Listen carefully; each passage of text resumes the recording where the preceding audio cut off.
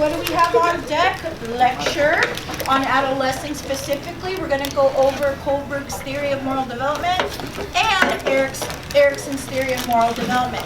So what Marky Mark is passing out are the handouts that have each of the theories. Now my question to you is this. Yes, Leslie? For the marshmallow lab, was it his daughters or was it the Stanford nursery 4-year-olds? Because I got confused on that. For the marshmallow lab, Walter Yeah. Michel? Yeah. Yeah, it was, he did the Stanford lab, and then he studied his girls, and then he did the one at Stanford. Oh, thank you. Remember, self-control is the key to success with that marshmallow experiment.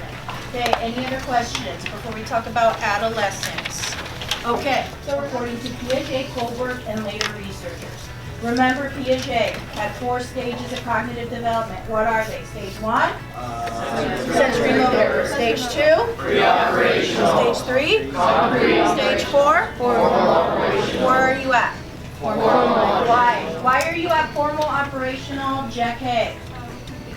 Abstractly. And in hypotheticals, right? Okay, very good.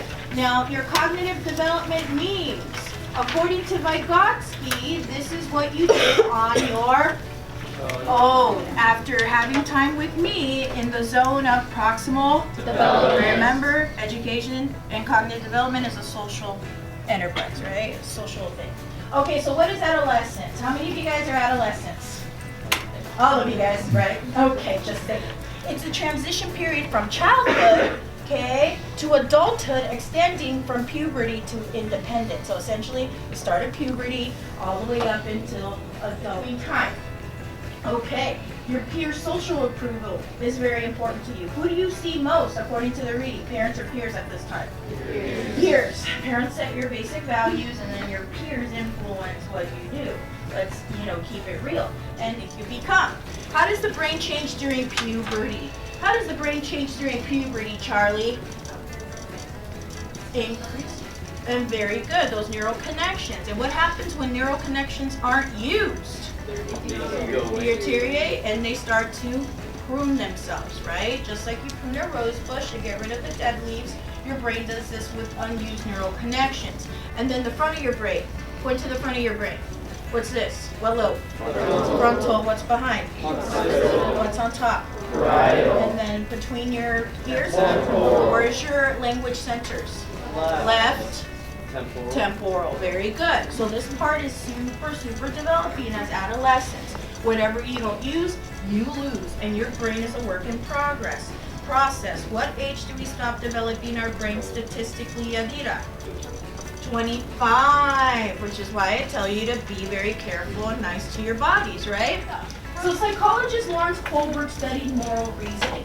What is morality? Turn yourself, discuss that for 30 seconds. What is morality? Because I think of like morals. Yeah. That's what it is. I share. Like from a conventional view, you could say like you can't steal that food in the cafeteria because that's kind of like stealing food that someone else would have. So you're like stealing food from others. But then in like post-conventional light, it's like if you're stealing food from others to give to them, it should be justified because those people already have basic necessities that he doesn't have. So to give them that one when they already have like 5 should be okay. Oh, snap. Snaps for everybody that answered, by the way. That's a good one, see? And you guys could do that because you're at what stage of cognitive development again? Formal.